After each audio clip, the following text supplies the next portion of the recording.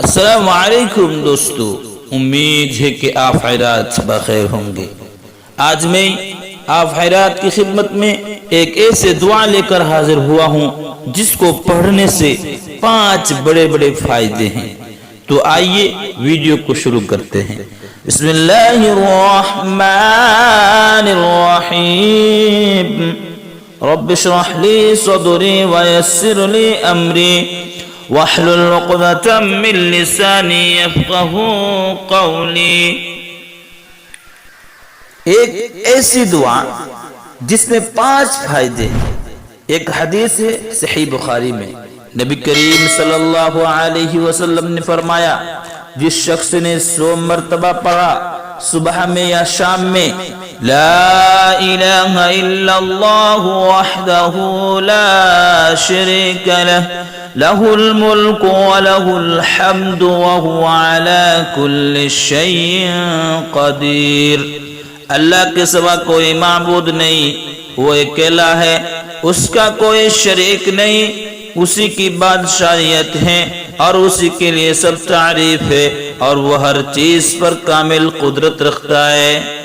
یعنی یہ دعا اگر کوئی شخص صبح کو 100 مرتبہ پڑھتا ہے یا شام کو 100 مرتبہ پڑھتا ہے تو اس کے لیے 5 فائدے ہیں۔ 100 مرتبہ پڑھا، اللہ رب العالمین اسے 5 فائدہ نصیب کرتا ہے۔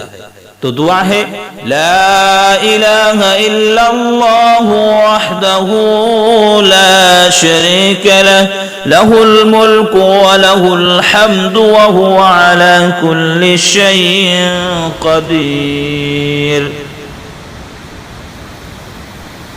نمبر 1 فائدہ، 10 غلاموں کو آزاد کرنے کا ثواب۔ اگر کوئی شخص اس کو پڑھ لیتا ہے 100 مرتبہ تو اس کے لیے 10 غلاموں کو آزاد کرنے کا ثواب ملتا ہے۔ نمبر 2، 100 نیکیاں لکھ دی جاتی ہے۔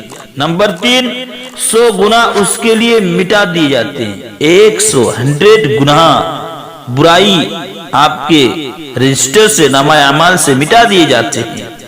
نمبر 4، شیطان کے سر سے وہ محفوظ رہتا ہے صبح سے لے کر شام تک۔ اگر اس نے صبح کو پڑھی تو شام تک وہ شیطان کے شر سے، شیطان کے بہکاوے سے وہ محفوظ رہتا ہے۔ اگر اس نے شام کو پڑھی تو صبح تک وہ شیطان کے بہکاوے سے محفوظ رہتا ہے۔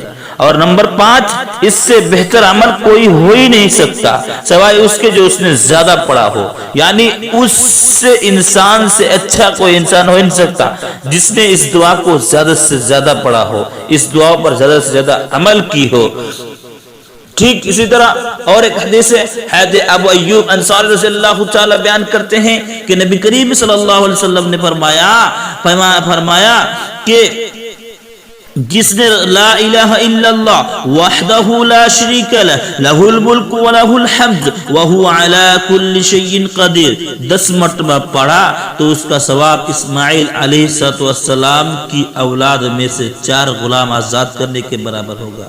بخاری مسلم کی حدیث سے میرے بھائیوں، تو میں آپ تماموں سے یہی گزارش کروں گا کہ حتی الامکان آپ اس حدیث پر عمل کرنے کی کوشش کریں، اور ہم اللہ رب العالمین سے دعا گو ہوں کہ اللہ تو ہمیں ان چھوٹی چھوٹی پیاری پیاری حدیثوں پر اور دعاؤں پر عمل کرنے اور ہمیں زیادہ سے زیادہ ان پر عمل کرنے کی توفیق عطا فرما، آمین۔ السلام علیکم ورحمۃ اللہ۔